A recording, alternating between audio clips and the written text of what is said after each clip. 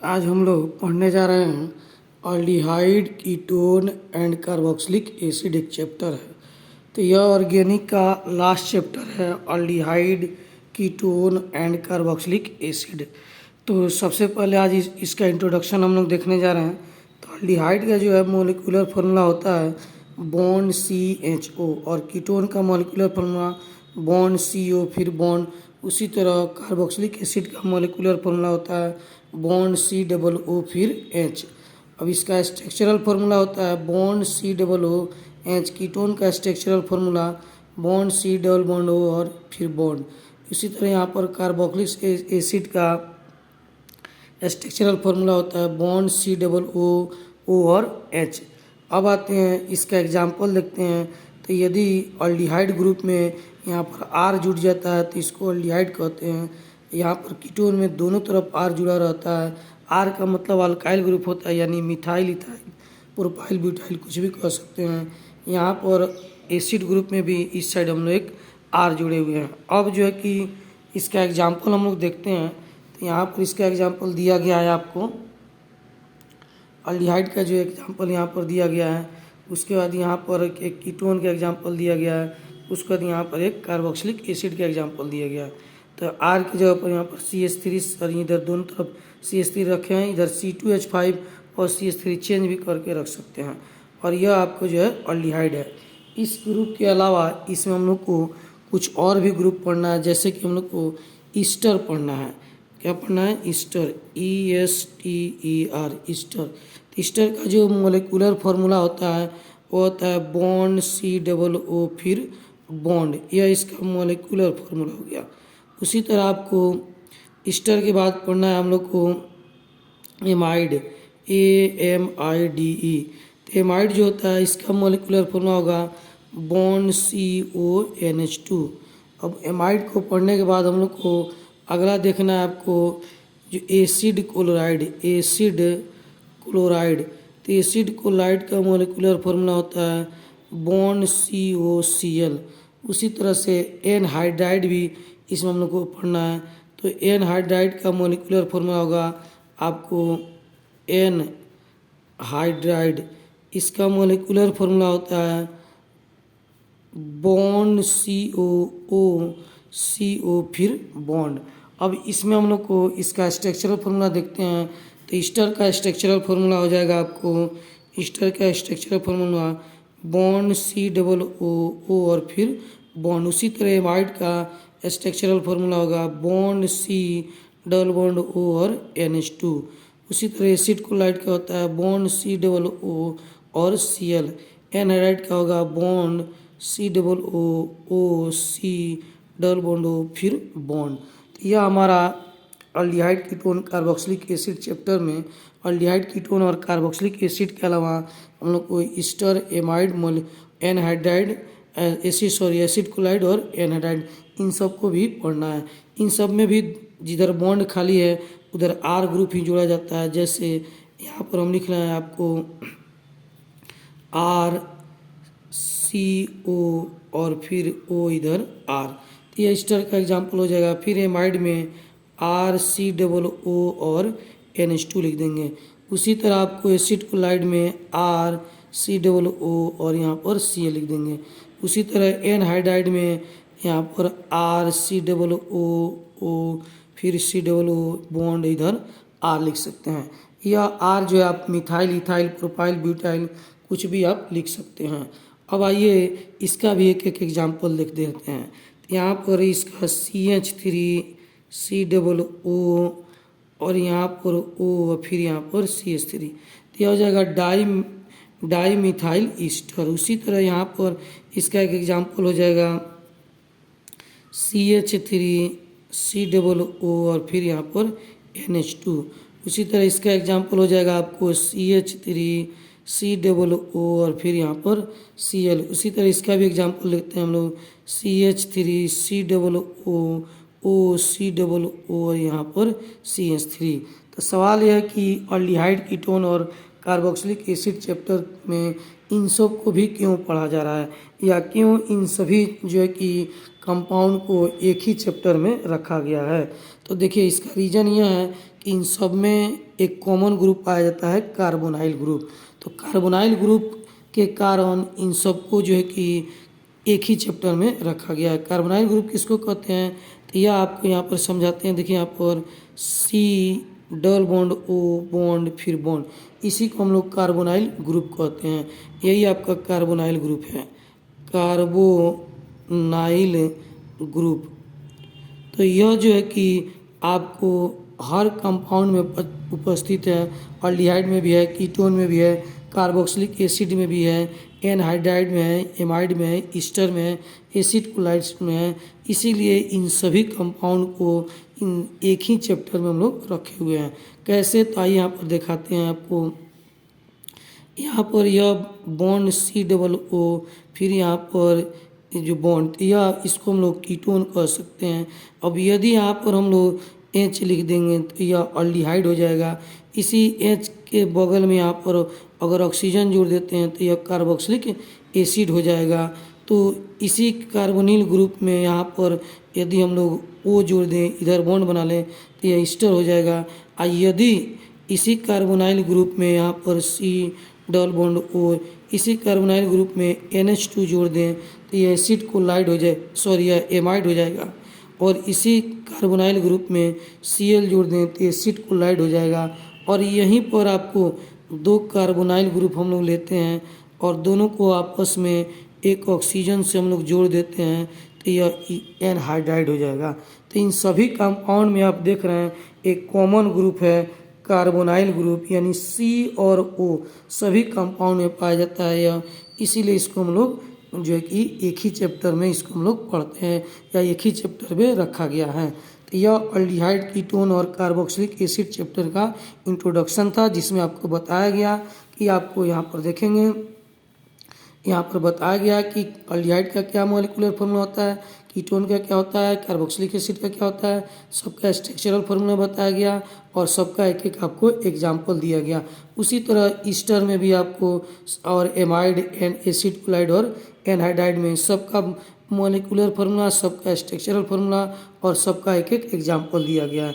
इन सबको एक ही चैप्टर में क्यों रखा गया है तो उसका रीजन यहाँ पर बताया गया है कि इन सभी में कार्बोनाइल ग्रुप पाया जाता है, इसीलिए इन सबको जो है कि एक ही चैप्टर में रखा गया है। तो अब आइए एक एक करके इंट्रोडक्शन के बाद इसका IPSC नाम हम लोग देखते हैं। तो यहाँ पर हम लोग पढ़ने चल रहे हैं IPSC name of aldehyde. Aldehyde का IPSC नाम हम लोग देखने जा रहे हैं। इसी तरह उसके बाद IPSC नेम ऑफ कीटोन पढ़ेंगे, फिर कार्बोक्सिलिक एसिड पढ़ेंगे, फिर एमाइड, एनहाइड्राइड, इसी तरह सबको एक एक करके हम लोग को पढ़ना है। तो सबसे पहला IPSC नेम ऑफ अल्डिहाइड में देखते हैं, यहाँ पर एक कंपाउंड लिखा हुआ है HCHO। इसका IPSC नाम क्या होगा? तो इस कंपाउंड का सिंपल नाम भी होता है और IPSC नाम भी होता है। तो सबसे पहले हम लोग देखते हैं इसका जो है कि सिंपल नेम। तो सिंपल नेम लिखने से पहले चाहे तो इसका स्ट्रक्चर बना सकते हैं, C डबल बॉन्ड O, यहाँ पर H और यहाँ पर H। तो इसको सिंपल नेम में हम लोग कह सकते हैं, सिंपल नेम में फॉर्मलडिहाइड, इसका सिंपल नाम होता है फॉर्मलडिहाइड। और IPSC नेम लिखना हो तो चूँकि इसमें एक ही कार्बन है तो IPSC नेम में IPSC नेम में एक कार्बन को हम लोग मिथ कहते हैं और इसके दोनों तरफ सिंगल बॉन्ड है तो AN लिख दिए और E को हटा के अल्डिहाइड के लिए AL जोड़ देते हैं तो इसका IPSC नाम हो जाएगा मिथेनॉल। अब इसके बाद हम लोग दूसरा कंपाउंड देखते हैं अल्डिहाइड में CH3 और CHO, इसका IPSC नाम क्या होगा? तो इसको चाहे तो इसका स्ट्रक्चर बना सकते हैं CH3 COO बॉन्ड H। तो सबसे पहले इसका सिंपल नाम, तो सिंपल नाम में इसको हम लोग इसको कहते हैं मिथाइल और यह हो गया आपको अल्डिहाइड। यह मिथाइल अल्डिहाइड इसका IPSC। तो यहाँ पर एक और इसका नाम होता है एसिटल्डिहाइड, इसी का दूसरा नाम है एसिटल्डिहाइड। तो यह काफ़ी फेमस नाम है एसिटल्डिहाइड, ज़्यादातर इसको एसिटल्डिहाइड के नाम से हम लोग जानते हैं। अब आते हैं इसका IPSC नाम क्या होगा? तो IPSC नेम में कार्बन जोड़ेंगे, एक का एक दो, दो कार्बन को हम लोग ईथ कहते हैं, दोनों के बीच में सिंगल बॉन्ड है तो ए नहीं लिख दिया इथेन। अब इथेन का ई हटा के वहाँ पर एल जोड़ देते हैं, आईपीएसी नेम होगा इसका इथेनॉल। इसी प्रकार अब अगला क्वेश्चन हम लोग देखते हैं। यहाँ पर आप देखेंगे एक बेंजीन रिंग है और बेंजीन रिंग में यहाँ पर CHO जुटा हुआ ऑल्डिहाइड। यह तीसरा क्वेश्चन है, सिंपल नेम में हम लोग इसको बेंजाइल आइसको ऑल्डिहाइड कहते हैं, तो पूरा नाम हो जाएगा इसका बेंजाइल ऑल्डिहाइड। और आईपीएसी नाम लिखना होगा IUPAC नेम, तो आईपीएसी नेम में इसको हम लोग लिखेंगे बेंजल डिहाइड, बेंजल डिहाइड, इसका आईपीएसी नाम हो जाएगा बेंजल डिहाइड।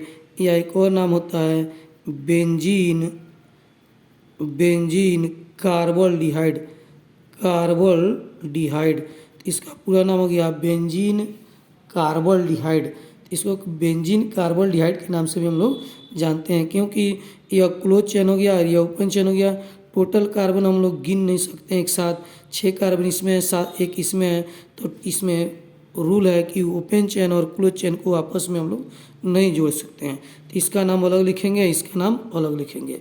अब आते हैं अगला क्वेश्चन हम लोग देखते हैं आपको, तो क्वेश्चन नंबर 4 में हम लोग देखते हैं कंपाउंड है CH3, फिर C, यहाँ पर H, फिर यहाँ पर Br, उसके बाद CH2 और यहाँ पर COO बॉन्ड H। तो इसका आईपीएसी नाम लिखना है, इसका सिंपल नाम नहीं होगा, आपको आईपीएसी नाम हम लोग लिखते हैं। जनरली लॉन्गेस्ट जो कार्बन चेन होते हैं उनका जो है कि आईपीएसी नाम ही लिखा जाता है, सिंपल नाम या कॉमन नाम उसका नहीं लिखा जाता है। तो इसमें सबसे पहला रूल है लॉन्गेस्ट कार्बन चेन, तो गिनते हैं यहाँ पर।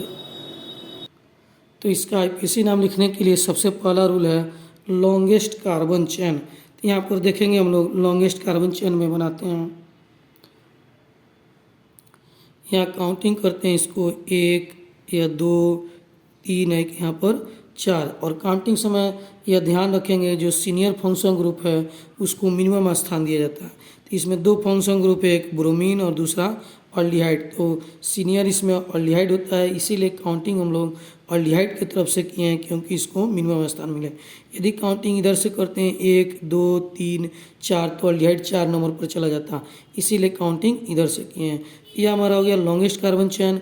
अब इसका नाम लिखना है, तो नाम लिखने के लिए रूल है पहले ब्रांच और हेलोजन, उसके बाद मेन चेन लिखते हैं। तो यहाँ पर यह आपको हो जाएगा मेन चेन, इसमें ब्रांच तो है नहीं, तो एक यहाँ पर हेलोजन है, और ये हेलोजन कितना नंबर पर है, 3 नंबर पर, तो इसका नाम लिखेंगे 3 ब्रोमो, 3 ब्रोमो, और टोटल 4 कार्बन है, तो ब्यूट, चारों के बीच में सिंगल बॉन्ड है तो ANE, ई को हटाकर ऑल्डिहाइड के लिए एल लिखते हैं, तो इसका नाम हो जाएगा 3 ब्रोमो ब्यूटेनॉल।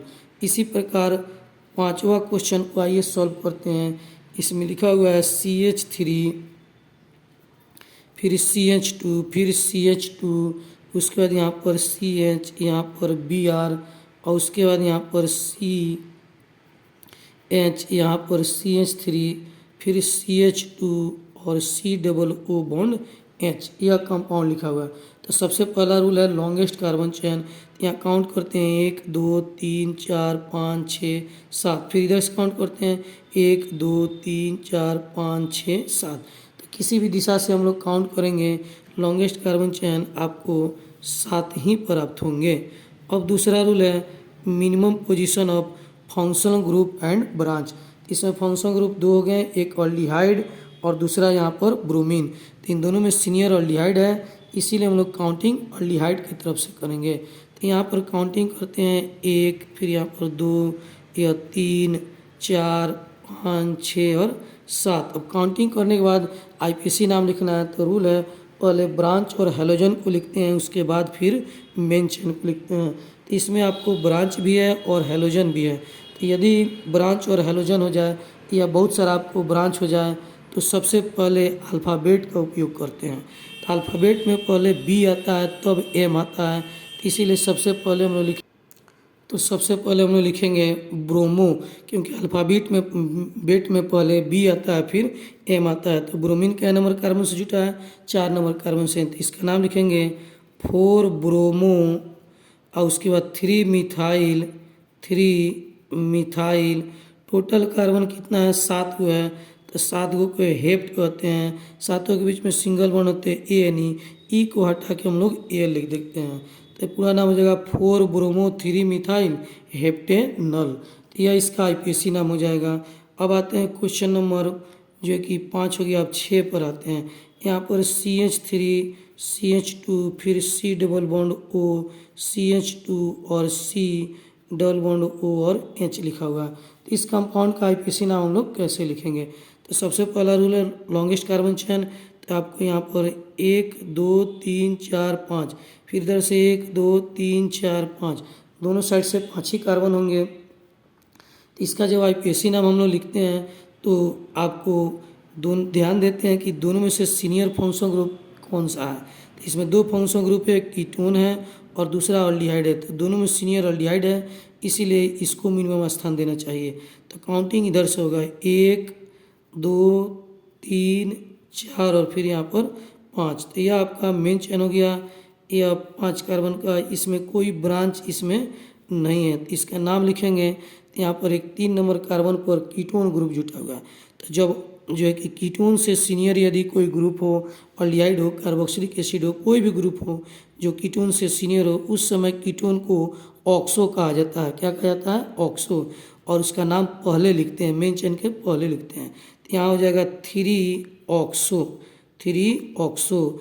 उसके बाद टोटल कार्बन 5 हैं। तो पेंट, सबके बीच में सिंगल बॉन्ड है तो ANE, ई को हटा के अल्डिहाइड के लिए हम लोग ए लिख देंगे। तो इसका नाम हो जाएगा 3 ऑक्सो पेंटेनॉल। किसी बुक में 3 कीटो पेंटेनॉल भी लिखा जाता है, लेकिन 3 कीटो पेंटेनॉल जो है, यह जो है कि यह जो शब्द है 3 कीटो, यह आप नहीं लिखेंगे। NCERT बुक कहता है 3 ऑक्सो लिखने के लिए, तो आप लिखेंगे 3 ऑक्सो पेंटेनॉल। ऑक्सो क्यों लिखा गया? क्योंकि कीटोन से सीनियर ग्रुप यहाँ पर उपस्थित था। उसी तरह एक और होता है अल्कोहल। तो यदि अल्कोहल से सीनियर ग्रुप रहता है तो उस समय अल्कोहल को हाइड्रोक्सी लिखते हैं और मेन चेन के पहले लिखते हैं। तो याद रखेंगे कीटोन और अल्कोहल दोनों को से यदि सीनियर ग्रुप कोई हो तो उस समय कीटोन को ऑक्सो कहते हैं और अल्कोहल को हाइड्रोक्सी कहते हैं, और दोनों को हम लोग पहले लिखते हैं। इस प्रकार यह 6 क्वेश्चन हो गया। अब आते हैं क्वेश्चन नंबर 7 देखते हैं। तो क्वेश्चन नंबर 7 में क्या दिया गया है? तो यहाँ पर दिया गया है CH3 फिर आपको CH2 फिर यहाँ पर CH डबल बॉन्ड, उसके बाद CH है, फिर यहाँ पर C डबल बॉन्ड O और H है। तो इसका आईपीसी नाम लिखना है। तो सबसे पहला रूल है लॉन्गेस्ट कार्बन चेन। तो यहाँ से गिनेंगे 1 2 3 4 5, फिर इधर से गिनते हैं 1 2 3 4 5, दोनों साइड से बराबर ही हैं। तो आइए इसका जो है कि हम लोग आईपीसी नाम लिखने चलते हैं। तो यह हमारा मेन चेन हो गया। अब इसमें 2 फंक्शनल ग्रुप हैं, एक अल्डिहाइड और दूसरा कौन सा है? Double bond. तो इन दोनों में सीनियर अल्डिहाइड होता है, इसीलिए काउंटिंग इधर से ही करेंगे, इसी को मिनिमम स्थान मिलना चाहिए। तो यहाँ से लिखते हैं 1 2 3 4 1 यहाँ पर 5। तो अब जो है कि इसका हम लोग काउंटिंग कर लिए। अब नाम लिखना है। तो ब्रांच इसमें है नहीं, ब्रांच या हेलोजन रहता है तो उसको पहले लिखते हैं। तो यदि ब्रांच और हेलोजन नहीं है तो डायरेक्ट इसका नाम लिखेंगे। टोटल 5 कार्बन है तो पेंट लिख दिए हम लोग। उसके बाद आपको अल्डिहाइड 1 नंबर पर है तो 1 ऑल लिख देंगे, और डबल बॉन्ड यानी कि इन 2 नंबर पर है तो 2 इन लिख देंगे। तो इसका नाम हो जाएगा पेंट 1 ऑल 2 इन। तो यह आपको आईपीसी नाम हो गया। तो इस प्रकार से आप लोग देख सकते हैं कि इसमें हम लोग आज इंट्रोडक्शन में पढ़े aldehyde ketone carboxylic acid chapter का इंट्रोडक्शन पढ़े और उसमें अल्डिहाइड का आईपीसी नाम हम लोग बनाए। अब अगला वीडियो में आपको कीटोन का आईपीसी नाम और कार्बोक्सिलिक एसिड का आईपीसी नाम सिखाया जाएगा। उसके बाद एनहाइड्राइड, फिर एमाइड, एसिड क्लोराइड, उसके बाद आपको इस चैप्टर में प्रिपरेशन शुरू किया जाएगा। तो यह वीडियो आपको कैसा लगा, इसको पढ़ें और लाइक करें, और इसको जो है कि अच्छा लगे तो इसको शेयर भी करें और अपना कमेंट दें कि इसमें किस चीज़ का कमी है। यदि किस चीज़ का सुधार करना होगा तो फिर आपके कमेंट के अनुसार इसमें और सुधार किया जाएगा और आपको बेहतर से बेहतर क्वालिटी दिया जाएगा ताकि आपको अच्छे से समझ में आए। तो पढ़िए, समझिए और अगला वीडियो का इंतज़ार कीजिए। यदि कुछ इसमें त्रुटि आपको लगे, आवाज़ में त्रुटि लगे, क्लियर नहीं हो, या फिर वीडियो में त्रुटि लगे कि वीडियो स्पष्ट नहीं है, तो कमेंट करें या फ़ोन से बताएं। अगला वीडियो में इसको हम सुधार कर आपको फिर बढ़िया से नया वीडियो देंगे। तो आज के लिए बस इतना ही। अब अगला वीडियो का आप लोग इंतज़ार करें।